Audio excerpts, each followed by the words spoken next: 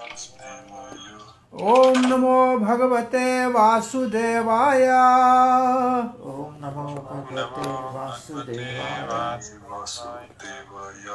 नारायणं नमस्कृत्यं नरं चैव नरोत्तमं देवीं सरस्वतीं व्यासं ततो जयमुदीरयेत्। नष्टप्रायेषु भद्रेषु नित्यं भागवत सेवया भगवती उत्तमश्लोकिर्भक्तिर्भवती नैष्ठिकी। कृष्णाय वासुदेवाय देवकी नंदनाय च नंदगोपकुमाराय गोविंदाय नमो नमः। जय श्री कृष्ण चैतन्य प्रभु नित्यानंद श्री अद्वैत गदाधर शिवासादि गौर भक्त वृंदा। हरे कृष्णा कृष्ण कृष्णा हरे हरे, हरे राम राम राम हरे हरे। हरे कृष्णा। प्रिय पंचशील भक्तवृंद, दामोदर देश भक्तवृंद, फेसबुक के भाग्यशाली भक्तों और साक्षात हमारे प्रिय देवकी नंदन जी प्रभु जी यहाँ तो कथा में सामने बैठे हैं और नीचे हमारे अभी वृंदावन वासी हो चुके हैं रामचंद्र जी, इनके साथ वो ऑनलाइन सुन रहे हैं। इन सबका हार्दिक स्वागत करते हैं। हमारे वो एक प्रिय मित्र सूरत से भी रेगुलर सुनते रहते हैं दीप जी, उन सब का हार्दिक स्वागत करते हैं। हम तीसरे स्कंद श्रीमद् भागवत के 16वें अध्याय से 4 कुमार ब्रह्मा जी के पुत्र भगवान के अवतार वैष्णव कुमार संप्रदाय के प्रवर्तक अपने पिता ब्रह्मा जी की प्रेरणा से वैकुंठ के 7वें दरवाजे के ऊपर 2 द्वारपाल जय और विजय को 9 बजे है ना।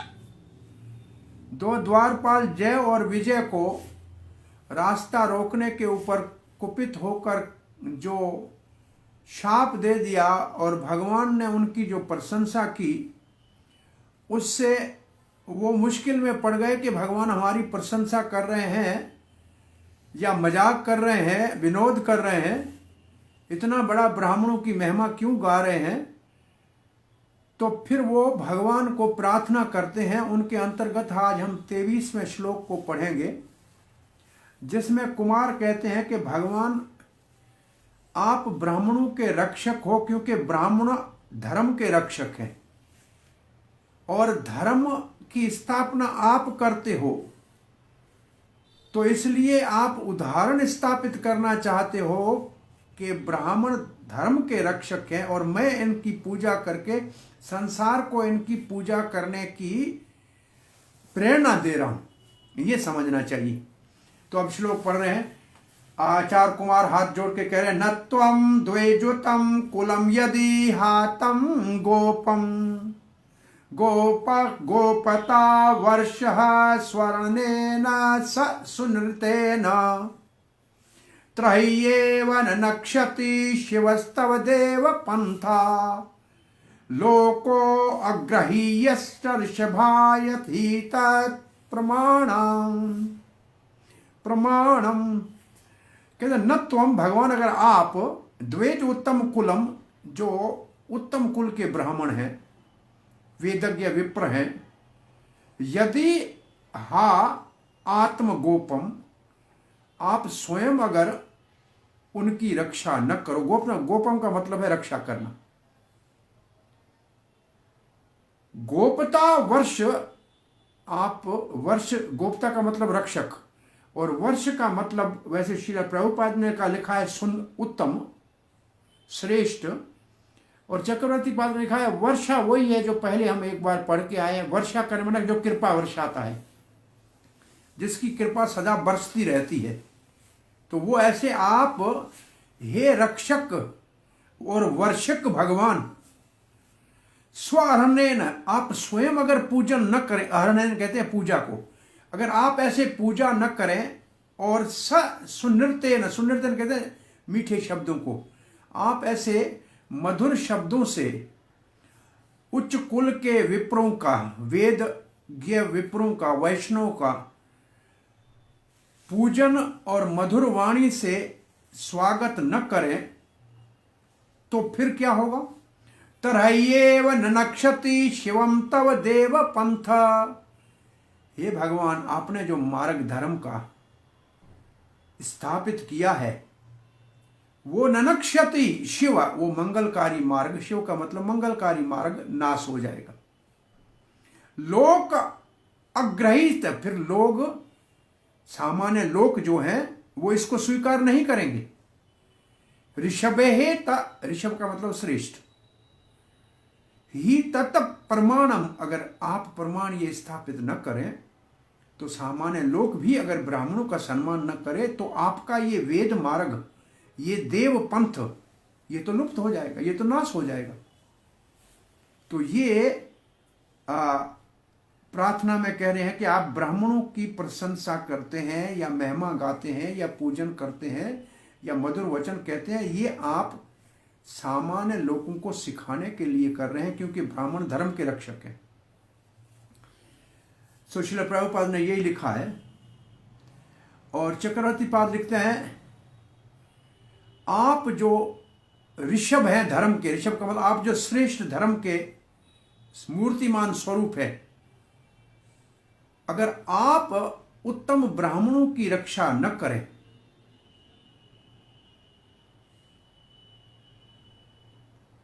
जो आपसे मधुर वचनों के द्वारा और पूजा के द्वारा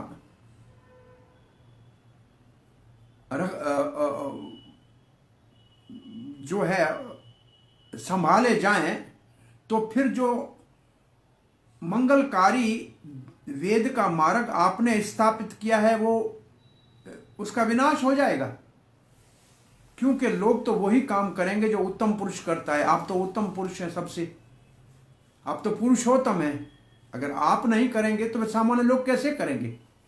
तो चक्रवर्ती पाद तो सीधा लिखते हैं,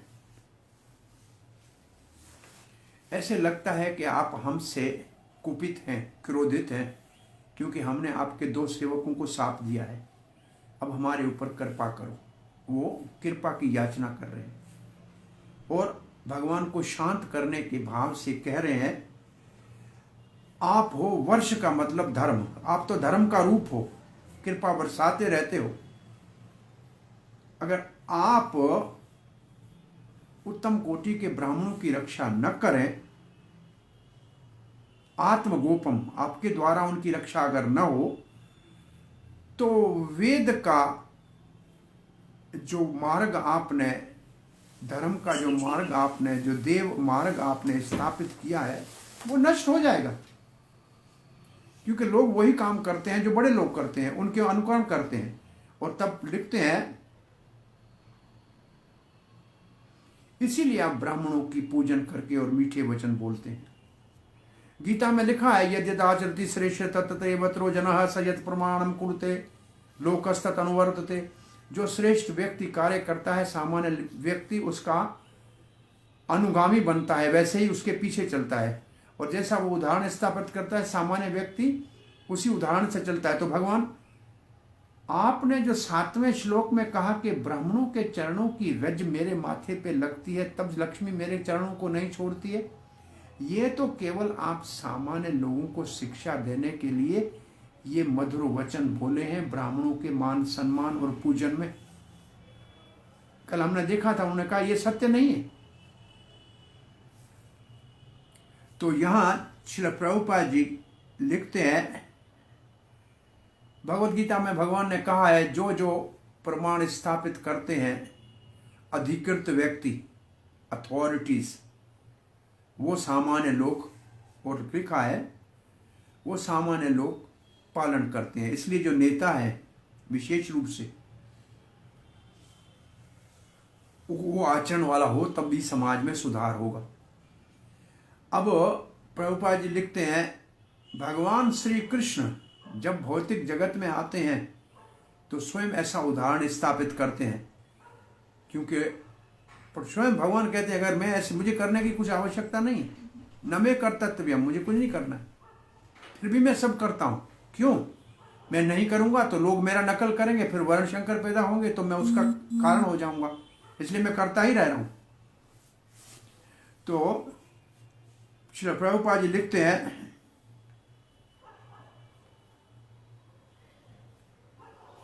वेद के मार्ग को या देव के मार्ग को केवल तर्क वितर्क से नहीं समझा जा सकता है, परंतु उसको समझने के लिए महाजन ये न गता स पंथा, महात्माओं के चरण चिन्हों में चलना पड़ेगा, साधुओं के मार्ग के ऊपर चलना पड़ेगा, देव मार्ग के ऊपर चलना पड़ेगा, वेद मार्ग के ऊपर चलना पड़ेगा। केवल अपने तर्क वितर्क से वेद के, और ये बात और स्पष्ट समझना चाहिए, वेद का ज्ञान बहुत गहरा है, जैसे समुद्र गहरा होता है। बादल का पीते, परंतु उस जल को जब सूर्य के वेद का तात्पर्य अर्थ कोई साधु तपस्या करके, कोई ब्राह्मण विप्र उसका वचन को समझ के जब हमको समझाएगा तब समझ में आएगा। बादल का पानी पीने के काम आता है और खेती के काम आता है, समुद्र का नहीं आता है।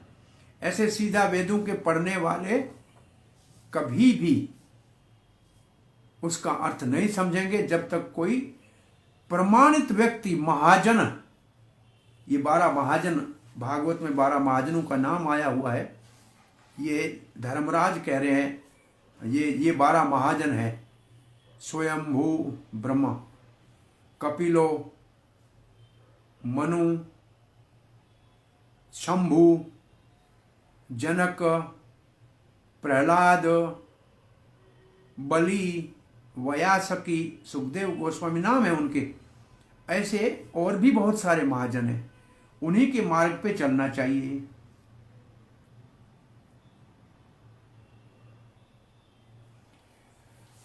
प्रभुपाद लिखते, अगर महाजनों का प्रमाण न ले, केवल शास्त्र को समझने का अपने मन से प्रयास करें, तो लोगों ने शास्त्रों में कभी कभी अपने ऐसे भाव उसमें प्रकट करके शास्त्रों को आपके पास पहुंचाएंगे कि वो आपका रास्ता, आप रास्ते से भटक जाएंगे, पथ भ्रष्ट हो जाएंगे।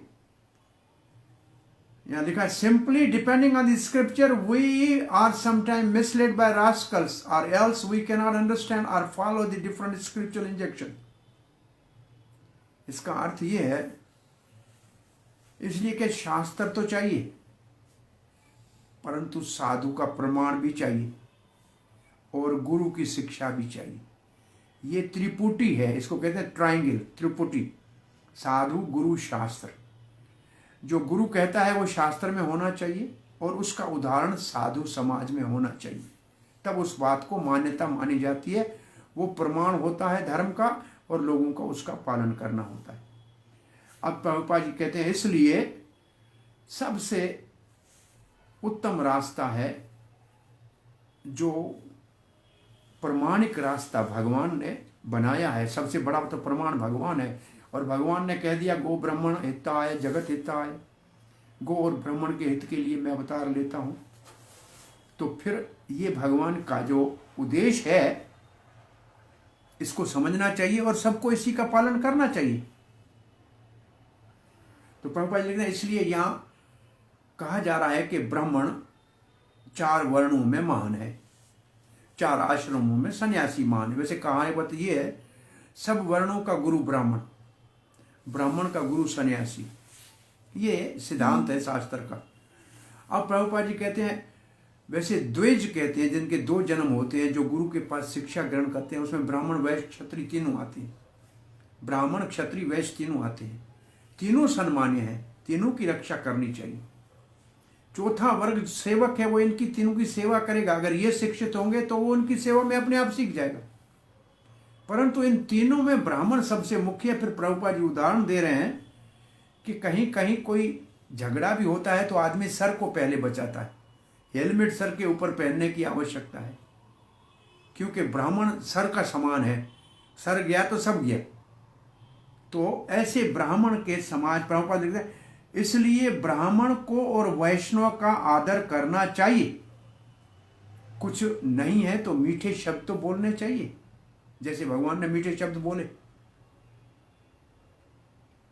और अगर नहीं कुछ है और कुछ है तो आसन देना चाहिए, जलपान कराना चाहिए, कुछ मन में आए जैसी उसकी सेवा करनी चाहिए यथाउचित। ये भगवान यहाँ शिक्षा दे रहे हैं। कम से कम मधुर वचनों से उनको संतुष्ट करना चाहिए। और भगवान ने कुमारों के सामने स्वयं मधुर वचनों से उनको तृप्त किया, संतुष्ट किया। अब प्रभुपाद जी कहते हैं अगर ये उदाहरण समाज में स्थापित नहीं किया गया तो मानव समाज नष्ट हो जाएगा। तो भगवान के भक्तों का अगर सम्मान और आदर समाज में नहीं रहा, जो बुद्धिमान है, वेदज्ञ हैं, तो फिर सारा समाज भ्रष्ट हो जाएगा। ननक्षति यहां जो शब्द है उसका अर्थ है समाज का सत्यानाश हो जाएगा। जो देवपथ है उस समाज ऐसा होना चाहिए, कैसा? जैसा देवपथ श्लोक में कहा गया है। देवपथ का मतलब देवताओं का मार्ग, और देवताओं का मार्ग है भगवान की शिक्षा का मार्ग, और वो है शिवम, वो है मंगलकारी, उसकी होनी चाहिए रक्षा। तो इसलिए अगर जो नेता हैं, राजनेता हैं, बड़े धन, आज की भाषा में कहें कारपोरेट हैं, राजनेता हैं, राजनीतिक नेता हैं समाज में, वो अगर साधु ब्राह्मण का सम्मान नहीं करेंगे और मधुर वचनों से अथवा आदर के साथ उनका, तो फिर मानव समाज के अंदर कहीं शिक्षा, हमने कभी आपको एक उदाहरण दिया था कि जैसे सैनिक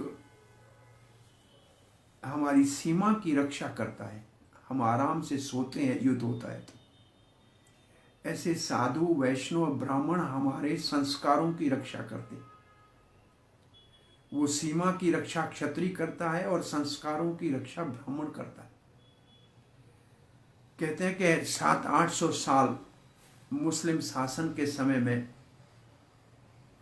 इन महात्माओं ने पेड़ों के नीचे बैठकर गीता रामायण की कथा से इस सनातन धर्म की संस्कृति को इस भारतवर्ष में जीवित रखा। कहते थे भाई होना चाहिए भरत जैसा, राज के लोभ में बड़े भाई का अपमान नहीं कर सकता है, स्त्री होनी चाहिए पत्नी तो सीता जैसी, राजमहल को छोड़ के पति की सेवा में वन में जाने को तैयार हो, सेवक होना चाहिए हनुमान जैसा।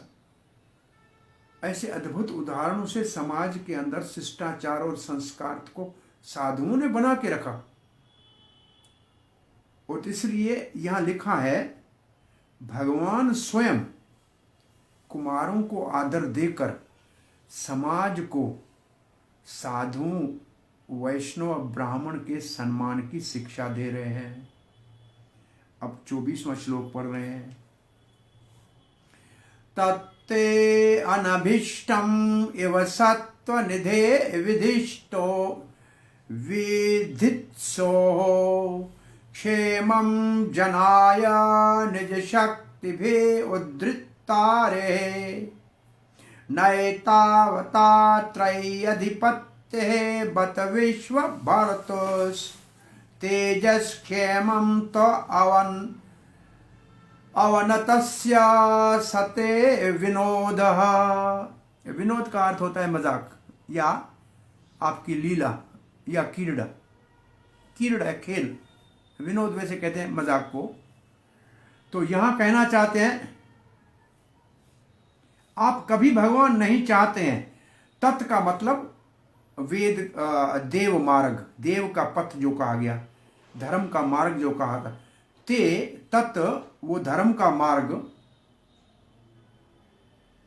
जो मंगलकारी मार्ग है जो आपने दिया है, ते जो आपने ही दिया है, क्योंकि धर्म की स्थापना तो आप ही करते हैं। धर्माते साक्षात भगवत प्रणीतम, धर्म तो वो जो भगवान देता है। तो कहते हैं उसको एवं सत्व निधि, वो धर्म कैसा है? सत्व की निधि है। वैसे निधि खजाने को कहते हैं। वो कैसा खजाना है? वो मंगलकारी एक निधि है, एक कोष है, बहुत बड़ा रतन है, अति रिजर्वायर ऑफ ऑल गुडनेस। निधि का मतलब खजाना और सत्व का मतलब सब अच्छाई का खजाना है। और यही उसको रक्षा करना, ये आपकी इच्छा है। विधित सो हो, ये आपकी इच्छा है। ये आप क्यों है? ये हमारी इच्छा क्यों है? भगवान आपकी इच्छा क्यों है?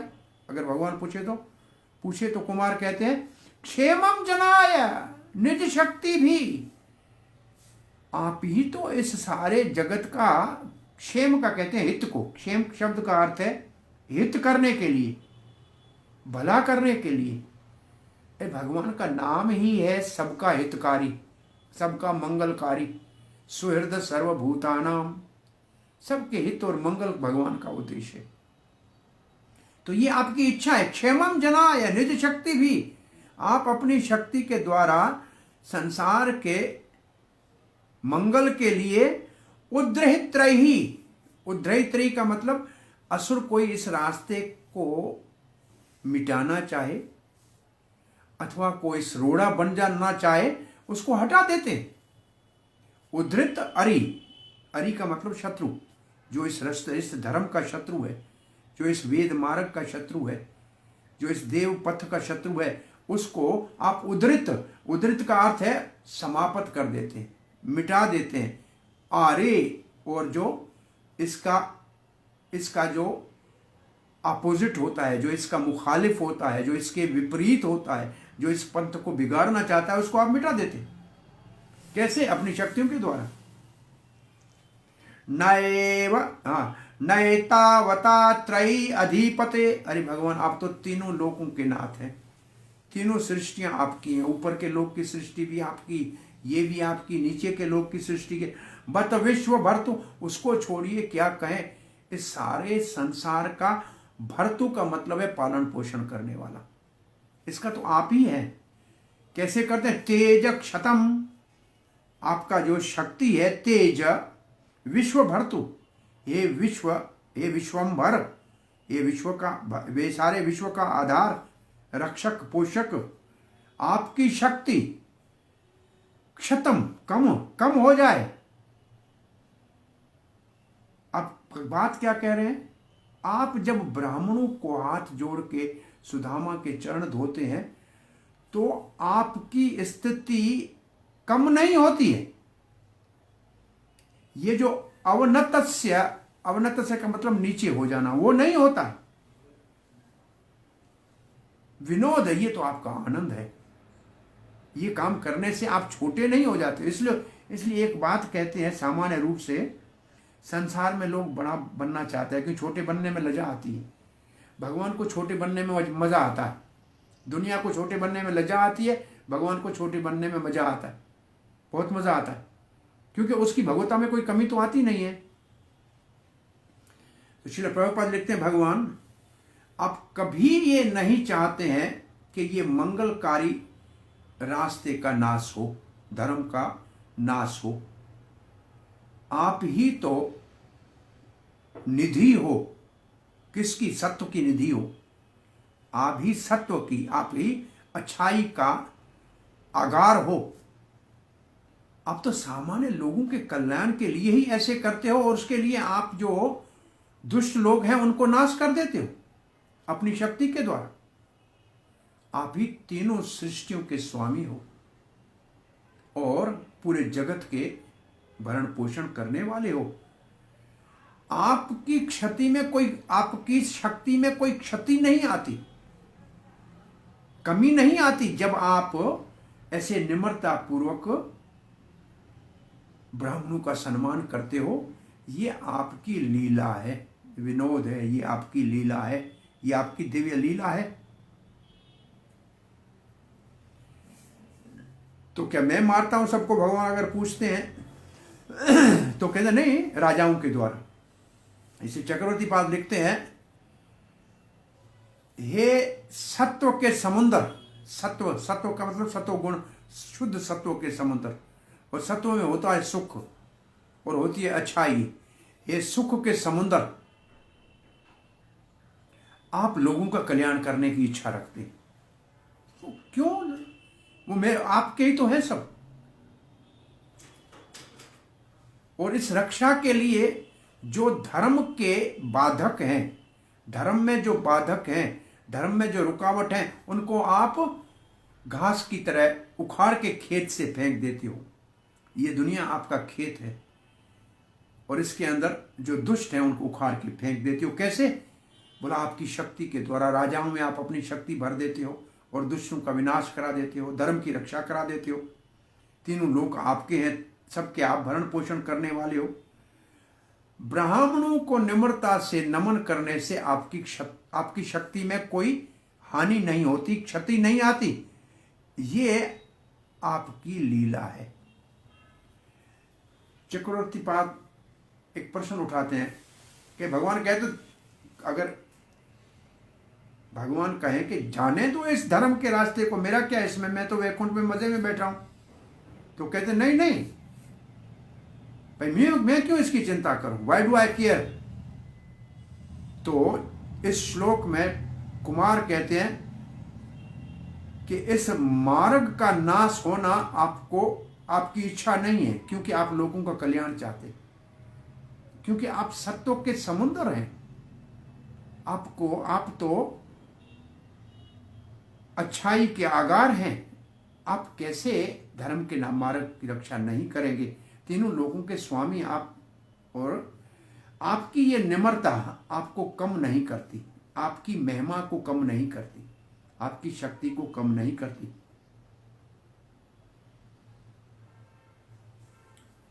धर्म की रक्षा के लिए ब्राह्मणों को आप नमन करते हैं, क्योंकि वो धर्म के कार्य में आपकी सेवा करते।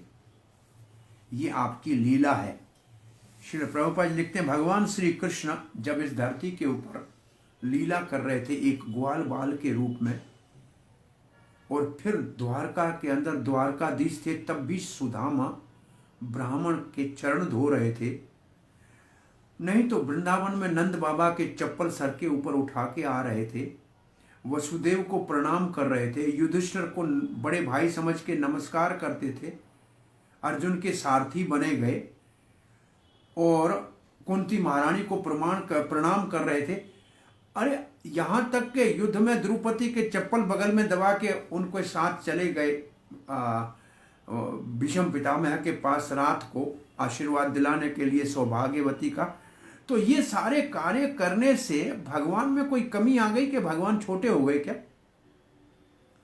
ड्राइवर होने से अर्जुन के कोई भगवता उनकी चली गई क्या? नहीं। तो श्री प्रभुपाद जी लिखते हैं, ये सब करने के बाद सब समझते हैं कि भगवान परम पुरुष भगवान है, वो तो पूजनीय है, परंतु उनकी ये सारे व्यवहार उदाहरण है। पिता के साथ बच्चे को क्या करना चाहिए, भाई के साथ भाई को क्या करना चाहिए, और ब्राह्मण के साथ राजा को क्या करना चाहिए। ये सब मर्यादा सिखाया नहीं थी भगवान ने, आपने मर्यादा सिखाई। हम तो कोई आज से 15 साल से भी ज्यादा हो गए होंगे। परम पूज्य राधा गोविंद स्वामी महाराज कथा कर रहे थे हरिद्वार में, भगवान श्री कृष्ण की द्वारका की लीलाओं का वर्णन करके कह रहे थे कि भगवान घर में पहले उठ के अपना ध्यान करते थे, फिर नहा धोकर यज्ञ आदि करके गाय दान करते थे, फिर घर से बाहर निकलने के बाद पहले अपने बड़े जितने भी बड़े वरिष्ठ पिता थे, दादा थे, राजा थे, उन सबको प्रणाम करके फिर सुधर्मा सभा में काम पे जाते थे। तो क्या भगवान को ये सब करने की आवश्यकता थी? मर्यादा सिखा रहे थे कि गृहस्थी का धर्म है, घर के अंदर दीप जलाना, अगरबत्ती करना, भगवान को भोग लगाना, और अगर हाथ इजाजत देता है, अगर सामर्थ्य है, तो गौ ब्राह्मण की सेवा करे, और उससे बड़ा अपने बड़ों को रोज नमन करके आदर करना चाहिए। उस दिन से जब हम घर जाते थे तो 2-3 बुजुर्ग हमारे थे, हम घर से उठ के जाके उनको प्रणाम करने का नियम बना लिया था, क्योंकि भगवान ये कर रहे थे हमको सिखाने के लिए।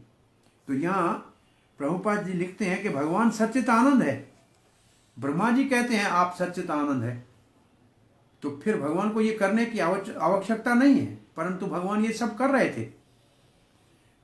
और इसलिए कि भगवान जीवों के पिता हैं, तो उदाहरण के लिए सब कर रहे थे। है जीव संसार में माया के प्रभाव से भगवान को भूल जाते हैं और अपने धर्म को छोड़ देते हैं, तब दुखी होते हैं। अब प्रभुपाद जी लिखते हैं चार कुमार जैसे भगवान की महिमा गा रहे हैं, हमको भगवान के अवतार को उनकी दृष्टि से देखना चाहिए। अब प्रभुपाद 3 बातें लिख रहे हैं कि भगवान श्री कृष्ण नित्य ग्वाल बाल है, वो नित्य गोपाल है। नित्य का मतलब आज भी कहीं ना कहीं गोपाल है। वृंदावन में नित्य गोपाल है और कुरुक्षेत्र में वो बहुत बड़ा राजनेता है। सारे कुरुक्षेत्र के युद्ध भूमि में वो सब उनकी उंगली के ऊपर ही चक्कर की तरह चल रहा था। वो काल चक्कर उनका चल रहा था। वो कुरुक्षेत्र का नेता है, वृंदावन का गोपाल है और द्वारका का तो राजकुमार है। ये भी इनकी नित्य लीला है।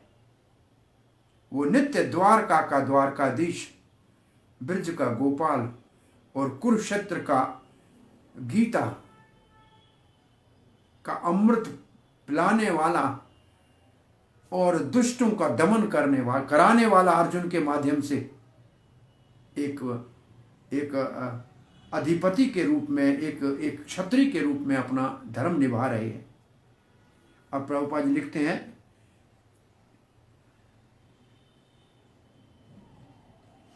इन भगवान के इन सत्य नित्य लीलाओं को जो समझेगा कि भगवान जो करते हैं वो सबके हित के लिए करते हैं। कभी कभी शक्ति की भी उपयोग करने की भी आवश्यकता पड़ती है, जैसे कुरुक्षेत्र के अंदर कितने दुष्टों का अर्जुन के द्वारा दमन कराना था। अब प्रभुपाद जी सावधानी के लिए कहते हैं कभी कभी जब दुष्टों का दमन करने की बात हो तभी कोई अहिंसा की बात करे तो ये बदमाशी है, ये मूर्खता है। जहां धर्म की रक्षा है वहां अहिंसा की कोई आवश्यकता नहीं है। अहिंसा करनी चाहिए, दया करनी चाहिए। जिनको जो उसके योग्य हों, जो दुष्ट हों, उनके ऊपर दया करके सांप को दूध पिलाने से क्या लाभ। तो क्षत्रिय को अपने धर्म का पालन करना ही चाहिए। अब कुमारों की जो प्रार्थना की पूर्णाहुति का श्लोक है, फिर एक श्लोक में भगवान उत्तर देते हैं। यमवानयोरदमम् अधीश भवान विदधते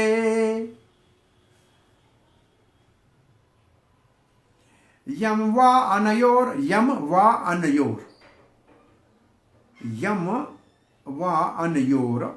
दमम अधीश भवान विदते। भगवान आपकी जो इच्छा है वो करो, हमें मारो या तारो, दंड दो या प्रशंसा करो। आप क्या हो? वृतम तुन अधीश, आप अधीश हो। अब अधीश हो का मतलब आप स्वामी हो। वृतम नो वा तद अनो मनमहि निर्व्यलीकम। हम ये सत्य कह रहे हैं, इसमें हम कोई राजनीति की तरह दो राय वाली बात नहीं करते हैं, खुली दिल से कह रहे हैं। निर्व्यलीकम का मतलब है ड्यूप्लिसिटी नहीं है, इसमें कोई कूटनीति नहीं है, हम सत्य कह रहे हैं। अस्मान्वाय उचितो, ये जो दो आपके द्वारपाल है ना, धैर्यताम सदंडो, जिनको हमने दंड दिया है क्रोधित होकर, साप दे दिया है असुर होने का, ये अनागसो, ये निष्पाप है।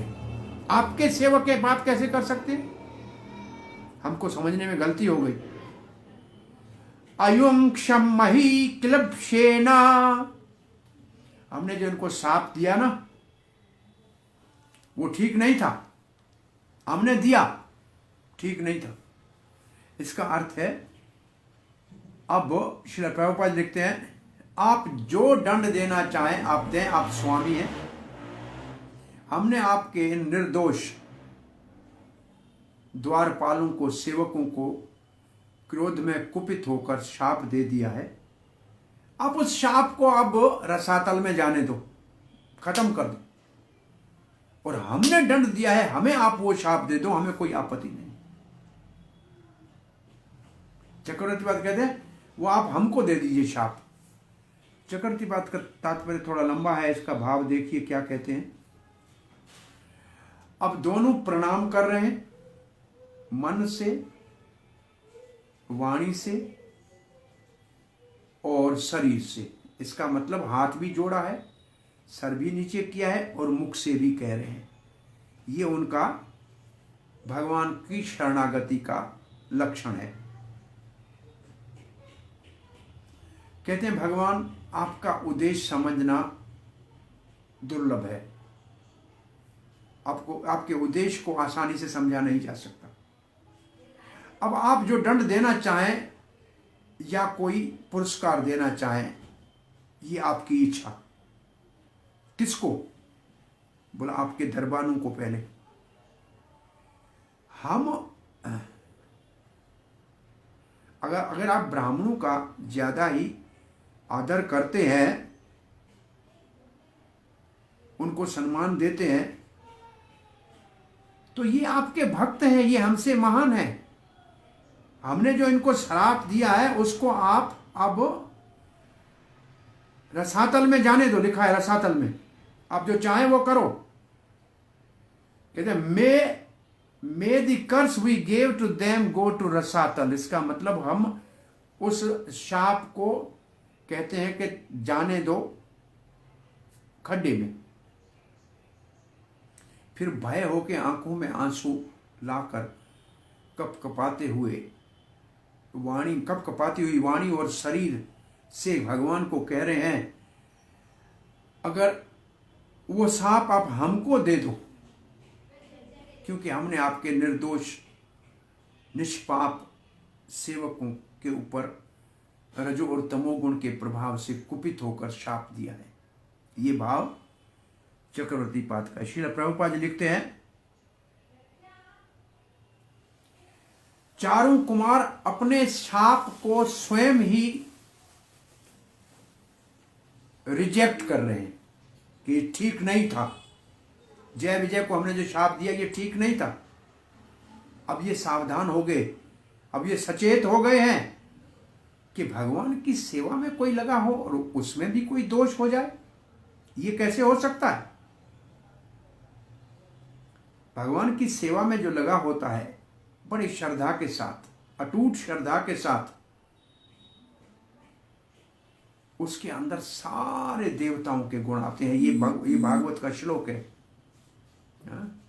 समासते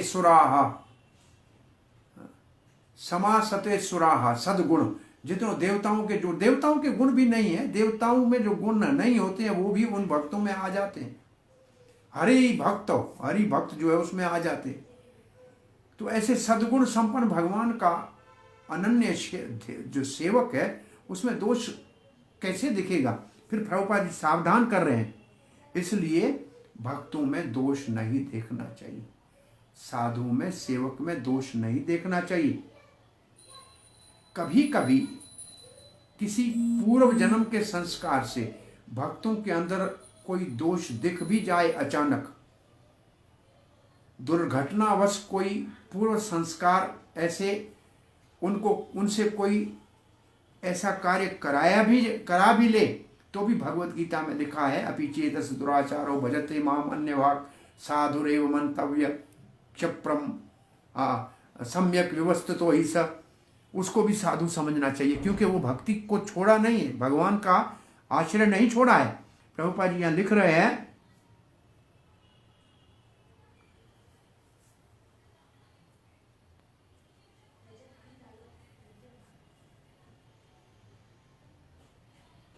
ये थोड़ी देर के लिए कभी दोष ऐसे अचानक नजर देखने में आ जाए तो जय और विजय को जो उन्होंने साप दिया था उसके लिए पश्चाताप कर रहे हैं चारू कुमार। और चारू कुमार अब विचार कर रहे हैं कि हमारे ऊपर ये रजो और तमोगुण का प्रभाव आया कैसे। तो हमारे को इसी का दंड मिलना चाहिए। भगवान के भक्तों में दोष हमने देखा, इसके लिए दंड के तो हम अधिकारी हो गए। दंड तो हमको लेना चाहिए, हमको मिलना चाहिए।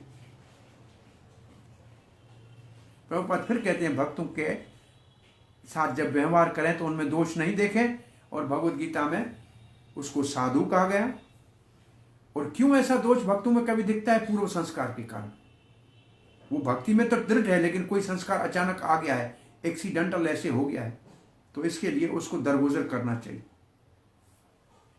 अब भगवान क्या कह रहे हैं, ये सब कहा। एक भगवान का श्लोक पढ़ते हैं। श्री भगवान वाच, भगवान कहते हैं एतौ श्रुतेर गतिम प्रतिपद्य सद्य। भगवान कहते हैं ये जो एतौ, ये दोनों जो यहां है ना, सुरेत्र,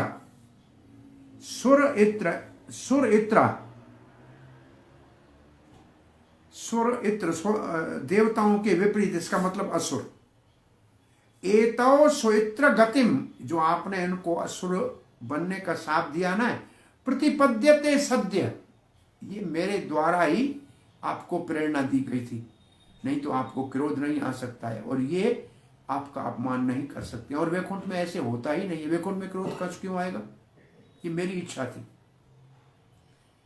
और फिर भगवान अपने भक्तों के लिए कह रहे हैं, जय और विजय के लिए, संरंभ संभृत समाधये अनुबद्ध योगो। ये जाएंगे, बनेंगे असुर, लेकिन संरंभ का मतलब क्रोध से, और संभृत समाधि, और मुझसे क्रोध से, मेरे प्रति क्रोध से इतना ध्यान मुझ में लगाएंगे, अनुबंध योगो, समाधि लग जाएगी, और भूय साक्षम, और जल्दी वापस मेरे पास आ जाएंगे। उपयास्य आसौ यो वह, ये मेरा ध्यान कभी नहीं छोड़ेंगे, क्रोध से मेरा ध्यान करेंगे। जैसे कंस के लिए कहता है कंसाद भय, भय से, और चेद शिशुपाल, जो यही जय विजय शिशुपाल बना, तो वहां लिखा है चेदय द्वेष, भगवान से द्वेष किया।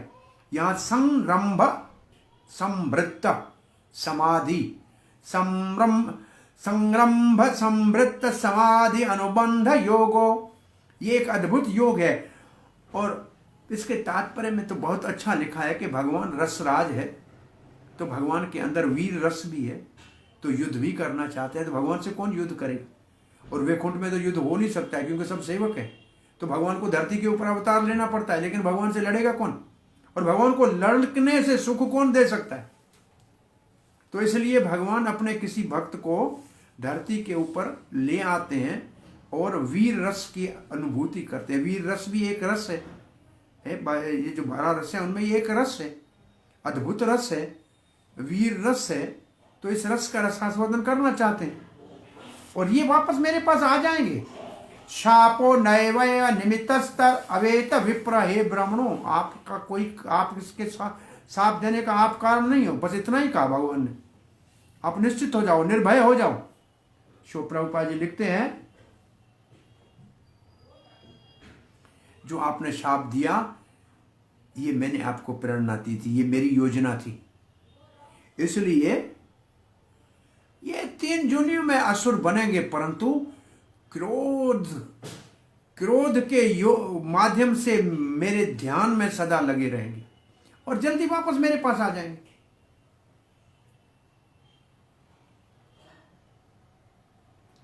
चक्रवर्ती वाले लिखते हैं, भगवान कुमारों को संतुष्ट करना चाह रहे हैं, और कहते हैं डरो मत, आपको कोई श्राप नहीं दिया जाएगा। आपने जो श्राप दिया है वो भी मेरी मर्जी से दिया है। और फिर कहते हैं, आप तो बड़े ध्यान में स्थित होके भूत भविष्य वर्तमान को जानने वालों, आप देख लो कि ये क्यों किया मैंने, तो आप समझ जाओगे, ऐसा विचार करो। और ये बाकी शब्द लिखे संभ्र, ये क्रोध के द्वारा मेरा ध्यान करेंगे। और आगे लिखा है, आप जाके ध्यान में बैठो, आपको पता लग जाएगा कि ये मैंने क्यों कहा है। और फिर एक कथा लिखते हैं पूरी, कहते हैं जय और विजय के मन में भगवान ने ऐसा भाव डाला। और ऐसे पहले तो भगवान में रस है, उसके वर्णन करने के लिए शास्त्रों से उदाहरण देते हैं कि भगवान रसमय है। रसो वै सः, ये उपनिषद का श्लोक है। और आनंदमय अभ्यासात स एष आनंदमयस्य निमिमांस भवति। इसका मतलब भगवान को आनंद चाहिए, और उस आनंद के लिए फिर एक श्लोक भागवत से दिया है। दसम स्कंद से ब्रह्मा जी कहते हैं,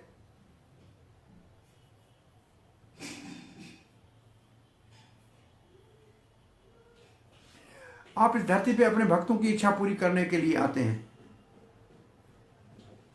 तो भगवान को भी तो इच्छा होगी ना। भगवान को इच्छा हो गई कि मोरे, कहते हैं भगवान को पहले इच्छा हो गई, तो इसलिए जय और विजय को धरती के ऊपर हिरण्यकशिपु बना के भेजा, और फिर उनके साथ युद्ध करके उसका सुख लिया। और जब हिरण्यकशिपु का वध किया नरसिंहदेव के रूप में, तब देखा कि प्रहलाद महाराज के प्रेम को देख के भगवान के हृदय में वात्सल्य भाव आ गया कि इस बच्चे को मुझसे मिलकर कितना सुख हो रहा है। तो भगवान ने कहा मेरे को भी माता पिता के सुख लेना, ये भगवान की दूसरी इच्छा आ गई। तो अगले शरीर में भगवान ने रामचंद्र बन के तो 3 माताओं के गोद में खेल के मजा लिया, सुख लिया। परंतु देखा कि मित्र तो मेरे से दूर खड़े होकर नमस्कार करते हैं, मैं राजपुत्र हूं और सतने मैं एक पत्नी व्रतधारी हूं, मर्यादा पुरुषोत्तम हूं, इतने सारे लोग मुझसे प्रेम करते हैं। तो भगवान को ऐसे सखा चाहिए, ऐसे मित्र चाहिए जो बराबरी से खेले और प्रेम करने वाले सब भगवान से प्रेम कर सके। दंडकारण्य के ऋषि भगवान से गोपियों की तरह प्रेम करना चाहते थे। तो राम जी के मन में इच्छाएं ये हो गई कि समान विश्रम्भ सखा चाहिए, बराबर का सखा चाहिए। और माधुर्य प्रेम के रस का शासन तो कृष्ण के रूप में आ गए, ये भी इच्छा हो गई। कृष्ण के रूप में राधा रानी के प्रेम को समझने के लिए और महिमा को समझने के लिए भगवान चैतन्य महाप्रभु के रूप में आए, और उन्हीं को कृपा करुणा से ये भागवत श्रील प्रभुपाद के द्वारा हमको उस भाषा में मिला है जो छुपा हुआ था संस्कृत भाषा में। जैसे जैसे जैसे अग्नि किसी मटके में बंद हो, उसका प्रकाश का रोशनी किसी को नहीं मिल रही हो, और प्रभुपाद ने इसका ढकना खोल के हम सबको इतना सुंदर भगवान का वाणी के रूप का दर्शन कराया है। और अपनी भक्ति करने के लिए चैतन्य महाप्रभु ने कृष्ण भक्ति का ये जो मार्ग हमको दिया है, इसके ऊपर चलने का हम सौभाग्य प्राप्त करें और इसके ऊपर आगे बढ़ें। तो यहाँ हम कथा को विराम देते हैं। यहाँ प्रभुपाद जी के तात्पर्य में लिखा है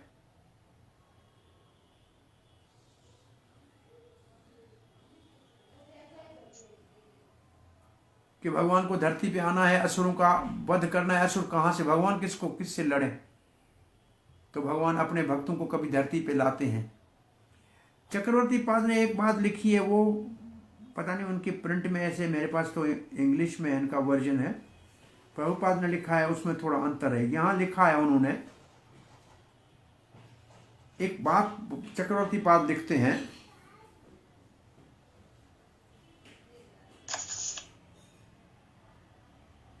दे देन थॉट, कुमार विचार करने लगे, even the greatest devotee can fall from Vaikuntha because of great offence. अगर कोई अपराध करे तो वैकुंठ में रहने वाले ये भी गिर सकते हैं। तो इससे विचार करना चाहिए। हम जब बोलते हैं तो बहुत विचार करना चाहिए साधक को, जो साधना कर रहा है, कि इस धरती के ऊपर हम अपराध करें तो रसातल में न चले जाएंगे, जब वहां वाले नीचे आ सकते हैं ब्राह्मण का अपराध करने से। परंतु भगवान ने कहा, इसलिए ऐसा भाव लिखा है कि साधक को सोचना चाहिए, गिरते नहीं है। प्रभुपाद जी लिखते हैं वैकुंठ से कोई गिर नहीं सकता है। उनके तात्पर्य में स्पष्ट रूप से लिखते हैं, बहुत साफ लिखते हैं। क्या लिख रहे हैं?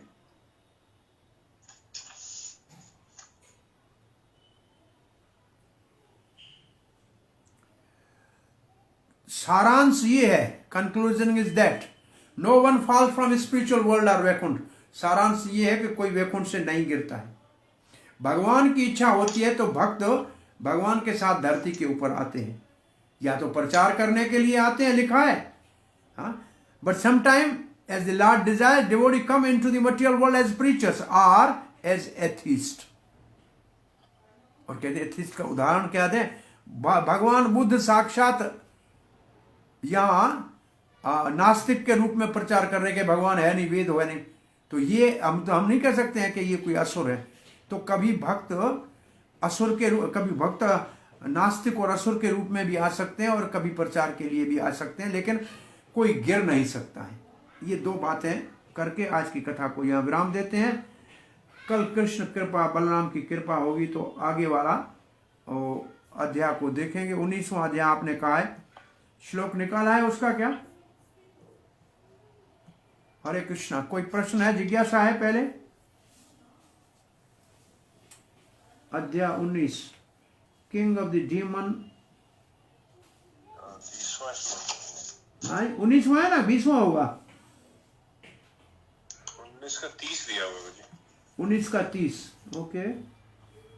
ये है 19 का 30, तो मैं निकाल लिया। देवता कह रहे हैं, ठीक है, देवताओं का श्लोक है। इसके आगे फिर देखेंगे क्या है, पीछे क्या है, कल देखेंगे इसको।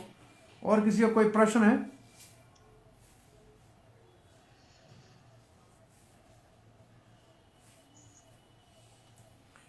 देवाऊचो नमो नमस्ते अखिल यज्ञ तंतवे स्थितो गृहीता मल सत्वमूर्तये दृष्टिया हतो अयम जगताम अरुन्तुदस त्वदपाद भक्त्या वयम ईश निवृत्ता। ये देवता नमस्कार कर रहे हैं यज्ञ मूर्ति वारा देव को, अमल सत्व मूर्ति, अमल विश्व सत्व मूर्ति है। दृष्टिया हतो अयम जगताम, आपका दर्शन किया भगवान हमने, हम बड़े भाग्यशाली हैं। और आपने इस जगत को जो दुख दे रहा था, अरुणतुदा जो दुख दे रहा था, आपके चरण कमलों से और भक्ति से हम भगवान बड़े आज सुखी हो गए। देवता कह रहे हैं। इसका कल इसके ऊपर चर्चा करेंगे, क्या हुआ, इससे आगे क्या है, और ये कथा आगे कल करेंगे। आपका कोई प्रश्न जिज्ञासा है तो पूछिए प्रभु। हरे कृष्णा। गौर भक्तवृंद की जय, श्रील प्रभुपाद की जय।